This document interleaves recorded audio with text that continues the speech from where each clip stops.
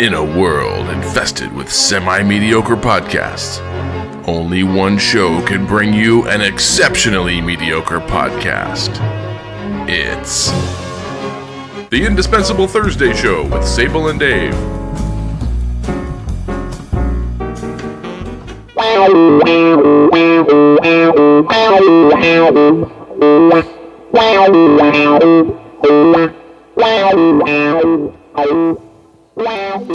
Hey Dave, have you ever wondered why a computer crashes? All the time, pal. Yeah, you're still using those Windows, huh? Well, many people have asked why it crashes, and the answer is usually very technical, but I came across something explaining why, and I think this will help you, dear listener out there. And we're going to tell you right after the commercial break. Just kidding, we don't have commercial breaks. If a packet hits a pocket on a socket on a port and the bus is interrupted at a very last resort and the access of the memory makes your floppy disk abort, then the socket packet pocket has an error to report. If your cursor finds a menu item followed by a dash and the double-clicking icon puffs your window in the trash and your data is corrupted because the index doesn't hash, then your situation's hopeless and your system's going to crash. If the label on the cable on the table at your house says the network is connected to the button on your mouse, but your packets want to tunnel to another protocol there's repeatedly rejected by the printer down the hall, and your screen is all distorted by the side effects of Gauss, so your icons in the window are as wavy as a souse, then you may as well reboot and go out with a bang, because sure as I'm a poet, the sucker's gonna hang. When the copy of your floppy's getting sloppy in the disk and the microcode instructions cause unnecessary risk, then you'll have to flash the memory and you'll want to RAM your ROM, then quickly turn off the computer and be sure to tell your mom. He's the boogie woogie IT guy from Company B. Well, that certainly cleared things up for some people. 'Twas the night before defragging and all through the house. Well, that was great. I have a joke that I wrote today that I can share with you real quick. All right, let's hear it. What do you call it when James Bond has a threesome? I don't know what. Espionnage à trois. Espionage. Thank you very much. Espionage à trois. Boom. Excellent. So, how's it going, Dave? Oh, pretty good, pretty good. I've downgraded my back pain, as I was saying earlier, from extremely excruciating to not quite as excruciating. And I think that translated to you were lying in the bathroom crying at night alone to now you can sit on the couch. It wasn't in the bathroom. It was just the living room floor, which is like it's tile. So it's like the bathroom floor. Like the bathroom. Well, it's a wood floor, hardwood floor. It's just as bad. But yeah, I've actually waken up, just like started sobbing. Like, it's so sad. To hear that. See, usually when I find grown men crying, it's because they're using Windows and their computers have crashed and they lost all their data. Anyway, my Mac, I'm able to crash my Mac quite often though. That's pretty Every good. couple of days, it just goes completely haywire and just bizarre. I should take a picture of it next time it happens to show it to you, see what's going on. I don't know if it's related to my phone being near it, because my phone is usually near it when it happens, but I don't, and it's crazy. I have to just push the button on the back and hold it because it just goes completely apoplectic. That's like a sniglet for you. Apoplectic. Apoplectic. Do you normally go to sites like, I don't know, the Pirate Bay to get your software installation files? No. No, this is all legit. Yeah. All right. I don't know. Well, I know I joke a little bit, but the majority of the crashes I come across tend to be Windows because the majority of the computers that I work with are Windows. That is true. Yeah. So, anyways, besides technical jargon, man, there's been a lot going on in the tech world. I don't even have it on my list to talk about, but... Well, I asked you about net neutrality the other day. I wanted you to talk about that a little bit, try to shed some light. After you talk, you want to talk about that first? Because I have something I wanted to share with you. I'm still a little over my head on the net neutrality, but guess Monday... what? Everybody is. So Leo Laporte does it. He's on the fence. He's like, that's right. I don't know. Well, on Monday, he's the Apple... tech guy on KFI. That's right. He is the tech guy. He sort of great. Invented the genre of what we're doing here. Mm-hmm. He's great. I think he seems like a super nice, sweet guy. He seems good. He's a very smart guy. I was wearing my Twit T-shirt once at the NAMM show a couple years ago, and a guy grabbed me. He said, "Hey, I'm on the Twit network." It was Scott Wilkinson, the home theater geek. Yeah. And we were there at the NAMM show. I said, "Oh, well, you're the home theater guy. What are you doing here?" He said, "Oh, well, I play trombone too." I said, "That's funny. So do I. I play trombone." And he lives up the street. He said, "Leo's a really great guy, and I'm going to tell him that you were wearing your shirt here." Well, that reminds me of wearing the wrong T-shirt really can affect you, because I accidentally wore a NAMBLA T-shirt one time to a convention, and that was a whole other experience. Depends on the convention. People are googling NAMBLA right now. Do you know what NAMBLA stands for? What? North American Man Boy Love Association. Yeah, so Howard Stern used to have this. They used to call the NAMBLA headquarters like voicemail. Listen to it. It's all about molesting boys. That's what it is. Like they have a club. So I'm pretty sure that's against the law. Yeah, it's again the law. It's again, and I'm taking a firm stand that it should stay again the law. Did I have my thumb and like Clinton, like you make a fist, but your thumb kind of comes on the top, so it's not a scary fist like a man fist. It's like a sort of like you're holding a little teeny tiny gun and your thumb is on the top. Oh, I thought you were stroking off. We better move on. So the tech world is completely distracted from the FCC news by the pending announcement of the Apple Watch. We're getting the sales materials leaking on 9to5 Mac. We're seeing pictures of the displays and what it's going to look like in the store. And everyone just forgot. Oh, yeah, the FCC voted. So what is the vote? So I've been trying to figure this out. So the problem, the way that it affects me as a home user, is that I have exactly By the two way, choices. some people may not know, Federal Communications Commission, right? Oh, thanks. And we're talking about internet neutrality, or network neutrality? Yeah, network neutrality, which is, depending on who you ask, it's great or it's awful, or they don't even know what it is sometimes. Well, let me sum up what I think I know, and then we'll see if we can sort out the details. All right. So, as a home user, I have two choices to get internet to my house, which, by the way, you pretty much can't live or survive in the modern world without internet unless you can, unless you but just it's work on the railroad. It's not pretty. It's not. You can't. You'd have to get porn delivered in those paper magazines. You'd like have to go to one of those cover. stores with all those weird guys. Yeah. So you can get your cable provider, which I don't have cable TV. I just have cable internet, and you can pay them a lot of money to get crappy internet, which has recently gotten less crappy. I will give Time Warner has upgraded me from really crappy internet to pretty decent internet, but not great. What made them do that, I wonder? It wasn't a government regulation, was it? No, it wasn't. Huh, that's weird. I wonder why. I think it was why probably would they ever do that? tens of thousands of complaints that Time Warner gets. I'm about tipping their crappy I'm service. tipping my hand to where I'm falling on the whole. But go ahead. Well, and the other option is you could use the old copper wires that were run to every house, which were actually under Title II, and then you could pay for DSL. And DSL is not even broadband. It's slightly faster than dial-up modem, and it's pretty worthless for anything that if you're going to be that I streaming would wanna movies, do. you wouldn't be able to. It doesn't go that fast. I mean, you get about maybe 3 megabits per second at the high end. Maybe you could get 6. Maybe 6, and that would be, you'd probably see some buffering if you're going to try to watch episodes of Transparent. Well, across the board, Or anything DSL else. is bad for gaming. It's bad for Yeah. streaming. It's bad for uploading to your website. It's bad for anything that I want to do. Yeah. So my choice is really Time Warner Cable, whatever they charge me, and that's it.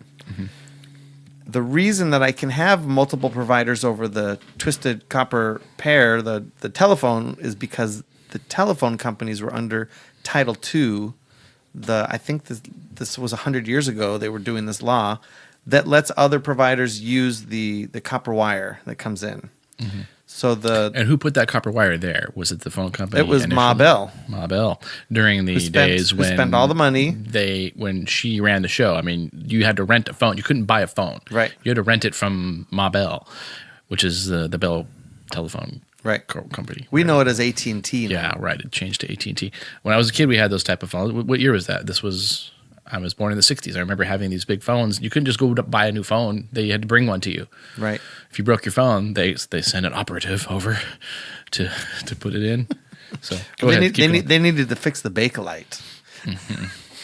So let's fast forward to 2013, and people are trying to watch Netflix. Well, the way the internet works, and this is where it gets muddy and complicated. Netflix has a bunch of servers, and they have a bunch of things that everyone wants to watch. And imagine that they have, if you think about it as roads and trucks, it's kind of annoying. But Netflix wants to get their movie, their TV show to you. But if you happen to be in the neighborhood of Time Warner and everyone else is in the neighborhood of Time Warner, there's only so much traffic. Those are network packets. That's the movies and TV shows that can come to you on the Time Warner neighborhood at one time. Same thing with Comcast. So Comcast said, if you want to have Netflix play properly to our customers, you might want to give us a little bit of money.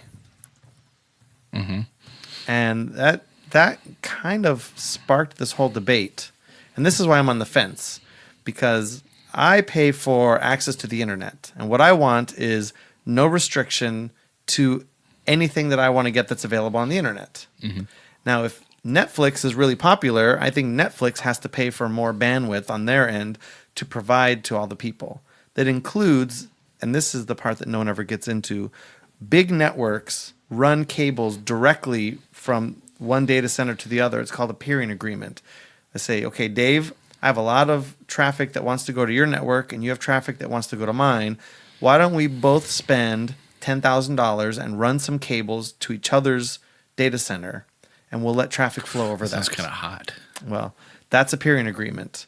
But since Netflix is so popular, they need to have the peering agreement, except they're not receiving any traffic. They're just doing all the sending. Pairing? Peering. Peering, Okay. like equals. Wasn't sure. Okay.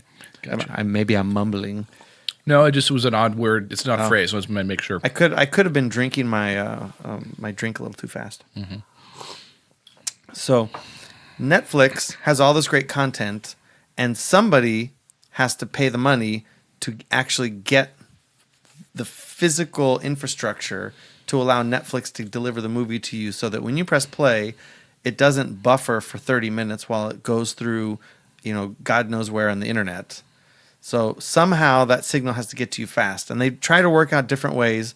Netflix has a giant box that they install in people's data centers so that it doesn't have to go across that big network. But at the end of the day, I don't know if that's a good phrase or not. Eventually, someone's got to pay for the internet. Me, I would like to have multiple choices. I want Google Fiber. I want Verizon Fios. I want AT&T Uverse fiber optics. I would like to have all those choices, and I would pick the best one. So that's my big question: is will this vote facilitate that, or is it going to hinder? That's all I need to know. So they're not going to dictate this. They say they're not going to dictate the prices that we have to pay, but they're also not going to take. It's called the last mile. So from the telephone pole out my backyard is a big cable that runs to my house. And a dead possum, by the way. I don't know if you noticed that. Oh, I've been smelling it for weeks. Okay. And then there's a little box that splits the cable up, to go to the front of my house and to back here where the modem is. That's called the last mile. And they don't have to open that up to anyone. So somewhere on my street. And who put that there? That's Time Warner. Time Warner did, okay. So with the telephone company, there's a box somewhere down the street with with all the neighborhoods wiring plugged in, and the telephone company has to allow other companies to use their infrastructure. The Title II that's being proposed is not going to require that Time Warner lets anyone connect to the box at the end of the street and use the cable that runs along the pole here. So if I wanted to get, let's say, Sonic has gigabit internet in the Northern California. And I've heard they're wonderful. Well, that part doesn't bother me, because if Time Warner put in the hardware, Fios put mine in, I don't think they should be told what they could charge for me to use that pipe, but I should be able to say, that's too much. I want somebody else to put their pipe in. That's the problem. Right. Why is there... this happened when the cable companies, I was probably in high school when the cable started becoming really big, or maybe junior high, and... that was the kind of people were like, they're confused. Why do I only get Comcast here? Why do I only get I can't remember some of the old cable places there, but usually you find Charter. Usually you find when you delve into things like this, you'll find that somebody's made a deal with the senator or congressman, and there's a law. I was going to say it's called lobbying. Yes, this is how monopolies all happen. This is a type of monopoly. There's a service monopoly, which is actually a good thing. Netflix has a service monopoly. Nobody can quite compete with their service. But Amazon does okay. Anybody's allowed to, but no one can offer the service that they do because they're too freaking good at it. That's a service monopoly. Right. But you don't want the regular. They didn't always exist. Netflix wasn't always great. And the truth is, most of Netflix's movies are pretty crappy. I mean, I'm watching House of Cards season 3 now. Very excited about that. There's a few shows on Netflix that are totally worth it for me to pay. And it's not a very high fee though, too. I mean, $8 $8 a month. That's great. I mean, eventually Look what they're gonna, able to do. Look, they for $8 a person, they're able to take up 1/3 of the internet traffic each evening. I think it's more than that. Maybe a little more. Yeah, I think it's probably half. that is astonishing. And Between that and they YouTube- did all of that without the FCC messing Right. around with new regulations. And how did they? Why is it only $8? Interesting. Except you and I, even though we don't have it optimal here, we don't have great choice. I'm surprised you have Fios. I would love to have the option of Fios or cable. I only have Time Warner cable, and whatever they give me and whatever they charge, Or you can go DSL, right? It's Or- not really a or viable DSL option. Extreme. Yeah, but you can get that, but it's not. I could nearly get as it, but good. it's only good for As email. far as high speed, your Time Warner is your only option. Right. This is the problem, not whatever regulations or non-regulations the FCC is going to do. Right. So I don't think that Title II is going to fix that. But now here's the other side of the argument, and I'm not sure that I agree with this. If everyone in the neighborhood has Netflix, it kind of makes it slow for everyone. So who should have to pay to fix that? I think Time Warner should have to pay to boost it up because we're the customers and that's what we want. That's right. But in other parts of the country, they don't have even the same infrastructure that we have. Lots of parts of rural Montana, they don't have cables pulled along telephone poles to people's houses. They have wireless networking that's very expensive to beam across microwave satellites, and suddenly Netflix Now becomes it very is. expensive. Well, look, this eventually is going to fix itself because they're not going to have to put a pipe in your house. It's all going to come to you digitally through the air, and it's going to be faster than the highest speed fiber. This may be 10 or 20 years from now, but it is going to fix itself. You know, when Someday. Apple puts a broadband satellite in space to feed its fleet of cars that it's building, Or did you see the hot air balloons that I think Facebook was using, or was it Google? They're floating these I weather think they balloons both out. have balloon They were internet. getting internet service to people that live out in a shack made out of rocks in Wales Right. somewhere, and the guy was like, "Holy crap! I'm checking my email for free." Right. So yeah, that's you have pretty to cool. Mm-hmm. put a little box to receive from the weather balloon. But Yeah. weather balloons aren't totally in orbit like satellites. Yeah, So right. it's interesting. Mm-hmm. It's a great time to be alive. Yeah, it's always a great time to be alive, and it's always a bad time to be dead. Sometimes I don't know. So I'm not going to talk So about I'm on the fence. My bottom line is: will it increase competition, or will it decrease or do nothing to competition? I'm for anything that's going to increase competition because that means my prices will go down.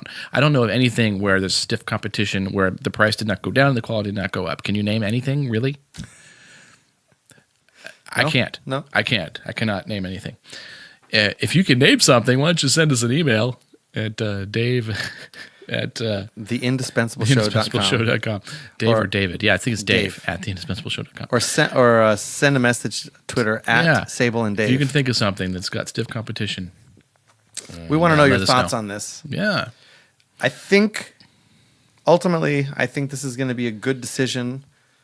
The way that it seems to be enacted is not going to force Netflix out of business. It's not going to force us to have to pay exorbitant fees, I hope, but it's not really clear.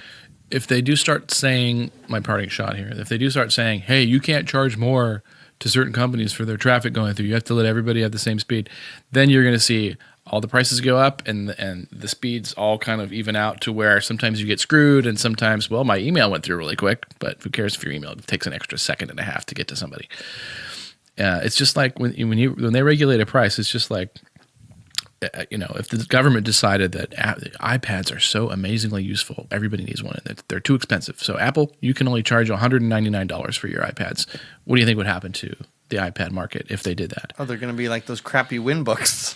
Yeah, they would make a piece of crap, and all of the iPads made before that are going to be, they're not going to make anymore because they'll lose money. So those now become hot items that are black marketed now and probably go triple in price. So they in their attempt to lower the price, they will triple the price instead. This is what happens. Yep. So don't do it. So we'll keep the government out of it as much as possible. Mm-hmm. But speaking of Netflix, House of Cards season 3, very exciting. I'm only about 4 shows into season 1. And I don't Okay. have Netflix anymore, so I'm not going to be watching that anytime soon. Although I might go to a certain website we both know of and maybe download them, which I will not mention on this podcast. That's right. Don't mention it here. So I'm not going to give any spoilers, but I was quite surprised by the opening episode and almost stayed up too late to start binge watching more of them. Mm-hmm. But I can't do that because I have too many other books and TV shows that I'm interested in right now. In fact, tonight, after this podcast goes up, I'm going to I'm going to watch the season finale of Star Wars Rebels. Mm-hmm. I have not seen any of that. I don't know what it is. Okay, Star Wars Rebels is an animated series that comes after the Clone Wars, but before Episode 4. Okay. So at this point in the timeline, Vader has gone out and killed most of the Jedi. The clone troopers order what was it? Order 60. What was the order 60 something? Great, big Star Wars fan here. Can't remember the key points. But Darth Vader, he owns it's not like a car wash; it's like a spaceship wash. So that he has the funny teens working there, and that's where the comedy comes from, right? So someone will bring in the Millennium Falcon to get washed, and then they have like hijinks ensue. Is that kind of the plot? Sounds good. Okay. I always thought that sounded weird, but you say it's good. Okay. So Star Wars Rebels, really well done. There's a book actually called Star Wars Rebels that I like the show so much. I went ahead, I read that, and it's part of this reboot of the whole Star Wars series. That Marvel has the rights to the comic books, and they've released a new Star Wars comic book series, which is between Episode 4 and 5 right now. I've read the first 2 issues. There's a Darth Vader comic book that comes out just exploring Darth Vader, which I found to be pretty fascinating. Deep inside Darth Vader. He is, he's powerful, but he doesn't have the political influence that you would have expected him to have at this point. So he's kind of getting treated like garbage. It's like, I don't think I'd want to make him angry. He'd just turn around and choke you. But squeezes your windpipe there. Some of these moths. But very excited because yesterday at 11 p.m., I got a notice that my pre-order of Heir to the Jedi was available. And Heir to the Jedi is, I can't possibly give spoilers to this one because I'm only in chapter 4. By the way, I'm listening to this. I'm sitting across this man is 40 years old. He's also wearing a hoodie that's got Star Wars: A Musical Journey on the left breast. That's right. I'm deep in it. But let me just tell you about this because I believe you can quote the entire Star Wars milieu. Well, this is the first movie, which is actually now the 4th movie. The 4th movie.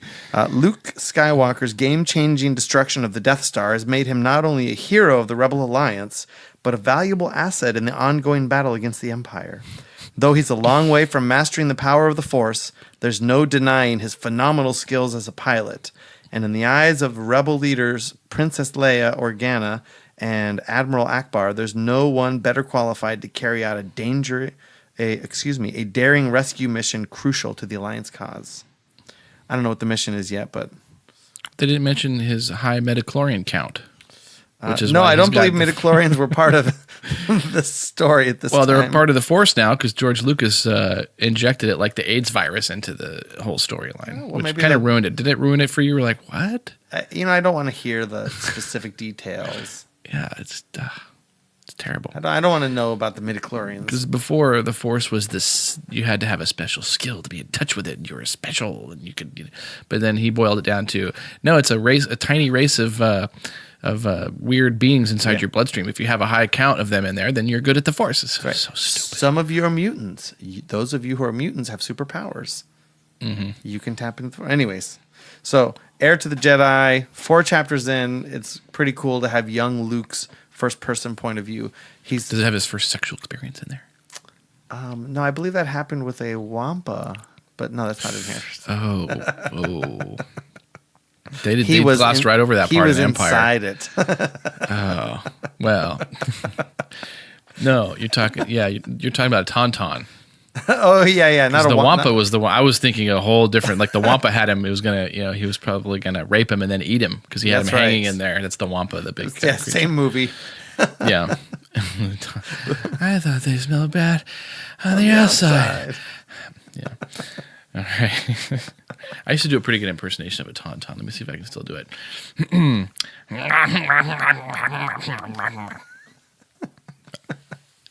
Email us and let me know if you liked my impersonation of a tauntaun. No. You can put your impersonation of Tauntaun on clipit, clyp.it.com. And I might make it into a ringtone for my phone. Your tauntaun impersonation could be my ringtone. That'll never happen. Did you see this story, Sable? Are we done talking about Star Wars? You want to? Sure, we can be done talking about. I can talk about Star Wars every week. I probably could too. Really. Let me read I'll read the headline to the story. Jetstar passenger drinks, gropes seatmate, pleasures himself, gets arrested. This happened. They have a picture of this guy here. I'll show you this picture of this dude here. He's not the bad guy though. He's the guy. It says Australian man Nathan Patterson is unhappy with Jetstar's response after his partner. I don't know what that means. I think it's a woman. I don't know. Maybe they're attorneys or something, or a girlfriend. I guess a partner. Was allegedly groped by a fellow passenger. Now, here's the story. It's a short one. Was passengers on a Jetstar flight from Japan to the Gold Coast were terrorized by an unruly traveler who groped a woman and viewed pornography during the trip. A man who was on the flight claims. 29-year-old Nathan Patterson told News Corp that the man touched his partner, quote, in a sexual manner during the flight. And then he says, my girlfriend who was sitting next to me notified me that the gentleman next to her felt her twice down the right side of her body. Good, nice gentlemanly behavior. From her shoulder down past her buttocks and thigh, he said. I asked the passenger if he touched my girlfriend, and he automatically started to apologize. At that stage, I noticed the man smelled strongly of alcohol and detected that he had about 6 bottles of clear liquid. But even after Mr. Patterson alerted the crew to the man's behavior, it didn't stop. Mr. Patterson said the man started speaking Japanese aggressively to him. I guess he's a Japanese guy. That would be weird if he wasn't. Started speaking Japanese aggressively to him. Japanese always sounds aggressive, though, doesn't it? Always sounds like that. Except the women. They're really cute when they speak Japanese. But when you watch the movies like Toshiro Mifune, it always sounds so angry. Toshiro Mifune being the greatest Japanese actor. He's probably like the Cary Grant of Japan. He's awesome. I was very concerned and felt uncomfortable with what he was viewing and the actions he was the actions he was displaying as a group of young Japanese girls were seated in the row behind and beside us. Amazingly, staff did nothing. The couple reported the man to AFP when the plane landed on the Gold Coast, and he was charged with lewd conduct. My partner and I really felt uncomfortable during the whole situation. I feel disappointed that staff seemed not to take the whole situation seriously. This guy is a gaping vagina of a guy. Yeah, why didn't he just stop it? Yeah, just take the guy's computer, slap the drink out of his hand, and give him what for? Right. Or what would you do if you did that to your wife? At the very least, I could understand he didn't want to cause a problem and go to jail. He could have switched places with his girlfriend. Sure, yeah, exactly. Something. Right? He left the girlfriend in the line of fire. Yeah. I've been to Japan a couple times. Visiting, a few weeks at a time.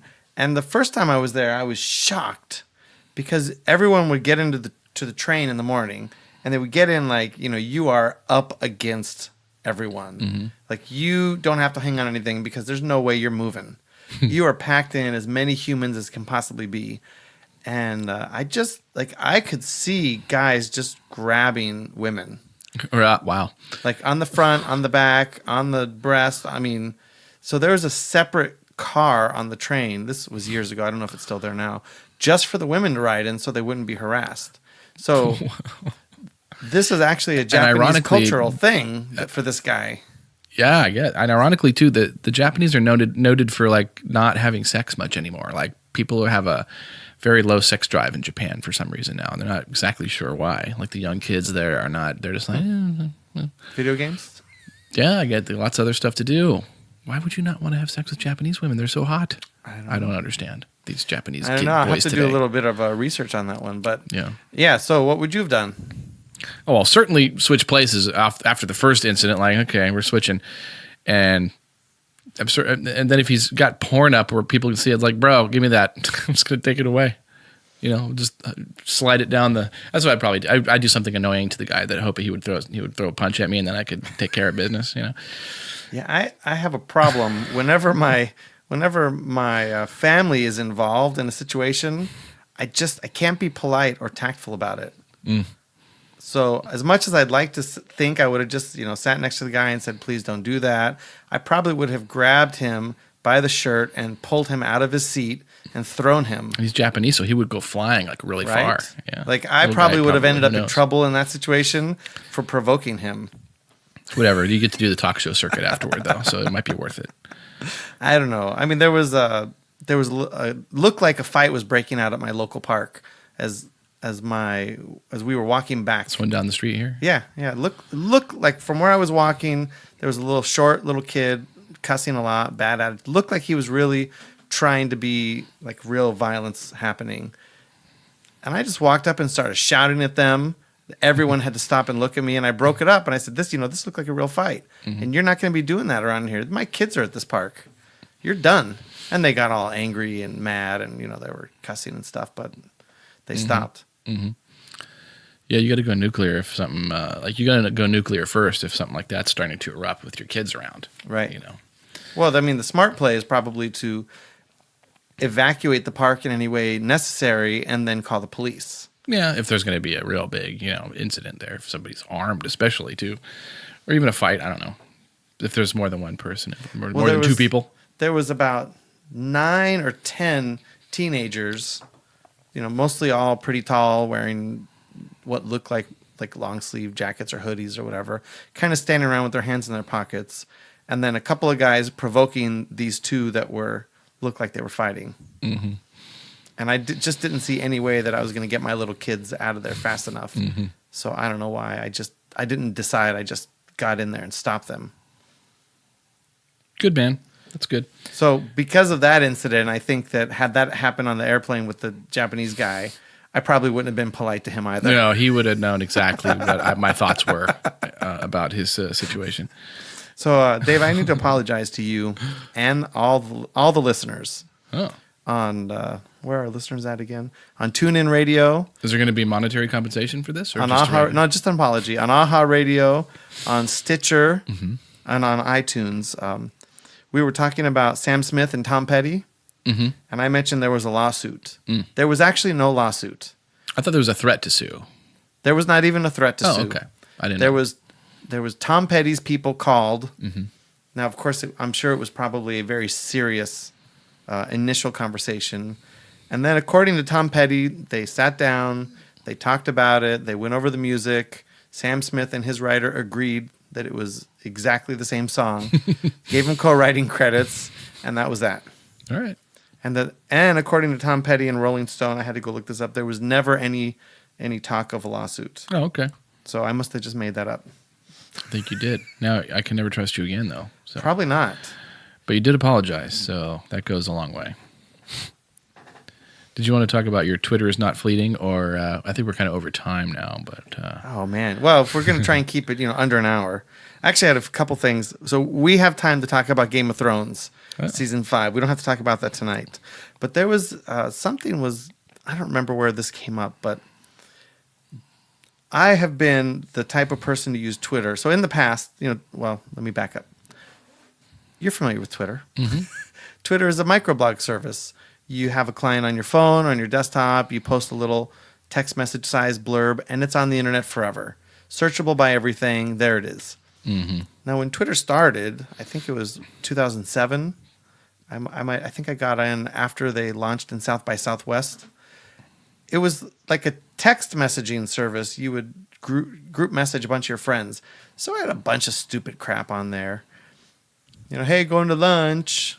Oh, I just had the best burger at In-N-Out. Like things I would have said to people in the office, not expecting them to live forever. So I deleted that Twitter account and I opened one up again in, I think it was 2008. And then even those tweets were sort of building up and sometimes they'd be taken out of context. So I had found some services to go in and delete my tweets every now and then. I'd get 1,000 tweets and delete them, 1,000 tweets, delete them, or whatever. And I finally came up with a system where every tweet that's over 2 weeks old just gets automatically deleted.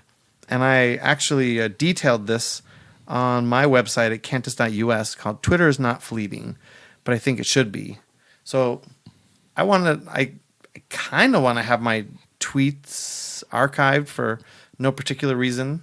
They're not really prophetic. It's not like, Leonard Nimoy's. I like if I happen to do like a funny one, I don't mind it floating out there. You know, Right. And of course, the ones that have a link to my book, Whiskey Tango, a whole other kind of spy novel that you can get on Amazon. It's on sale now, actually. On the 4th, it's on sale for 99 cents. Wow. For a week. Pretty good. Yeah. So I have a system. I use ThinkUp from thinkup.com. Think up. That goes out and just grabs all of Sable and Dave tweets, all of my tweets, all my Facebook stuff, and sucks it all into the database to be analyzed. Mm-hmm. And then tweetdelete.net goes through and deletes any tweet that's over 2 weeks old. So you go to my Twitter, I've got 20, 30 tweets. Nothing going more than a week or two, and that's fine. Would you really want this tweet deleted, though? This is one I did during the Oscars. It says, Apple is working on a secret project to use heterosexual fashion commentators for next Oscars. Would you really want that one to go away? No. Okay. See, you could save that one forever, though. You link to it in your blog. Okay. Mm-hmm. It's searchable forever, and you'll always have it in your... Anyways, it's not for everyone to do their tweet deleting, but I thought I would share that. I think it actually happened one time early in the days of Twitter. The first time I went back and deleted all my stuff, I was just sort of... I didn't expect Twitter to be something out there in the world, like a web page. And I don't know, I must have griped about Apple something. I was working with Apple Enterprise or Apple Server or something, and I think I griped. It wasn't totally negative, but it was complaining enough that a couple days later, I got a phone call from my Apple rep, and he said, "Hey, is there anything I can help you with? Because Apple corporate got this tweet from you, and that got kicked over to my vice president, who asked me to give you a call." Wow. And I was like, "This is ridiculous. responsive, This actually. is too much." From a stupid random tweet in 2000, probably 2009 or at that time. Here's one I want to leave up too. It was the hashtag British sex positions, and my addition was foggy style. Foggy style. Yeah. Ba-doom. Yeah. I think our videos are still going sterile too. Oh, good. That we have up there, so that's good. We got to keep them sterile. Yeah. Are you checking stats right now while we're... No, I'm just looking at my All tweets. right. Well, Dave, for next week, I want to bring up something that really struck me. I was stupefied. Honestly. I want to talk to you about women who complain about women who talk too much. Ooh, that's pretty meta. I was stupefied by this. So that's for next week, and maybe we'll start our Game of Thrones discussion. All right. Hey, did you want to mention our new sponsor? I don't have the copy in front of me, but it was Soda Drone. Do you remember Soda Drone? I don't think Or should we wait till we have the I don't copy think we on that? locked that in with them this week. No, we didn't lock it in yet. Okay. We might talk about our sponsor, Soda Drone. I think we'll have it locked down for next week with Soda Drone. So why don't we end while we're ahead here? I'm Sable. I'm Dave. This is the Indispensable Thursday show. You can find our show at theindispensable.show.com. You can give us feedback on Twitter at Sable and Dave, or send us an email to Sable or to Dave at theindispensable.show.com. Listen to our show wherever fine podcasts are sold. No, offered, proffered, Pervade, squirted out. squirt. You can pick up this podcast anywhere you can get a squirt. And give us a review on iTunes. Get in there and give us a 5-star. Even if you don't like us, it'll be nice. We had a deal with you were going to do something for everyone who gave us a 5-star, right? I don't know. I think they get a picture of me, like a 8x10. Signed 8x10. Of my taint. Dave hasn't been able to get rid of these since 1982, so it is a younger version of my taint. I have about 400 of them, so it'd be great to finally autograph. Taints. 400 pictures of my taint. That's all from the same angle, color, glossy. I've kept them in a Tupperware container, so they're very good. And it was my taint was young. Okay. Well, when the reviews come in, I really hope you. The person who spent an hour looking for the junk blocker app is going to call me out on this taint picture. Oh, and also next week I'm saving this. We can finally share our off-color jokes in privacy from the NSA. Oh, okay. Yeah. So ask me about that next week. All righty. I think we're gonna sign off now. We've delighted people enough. All right, signing off.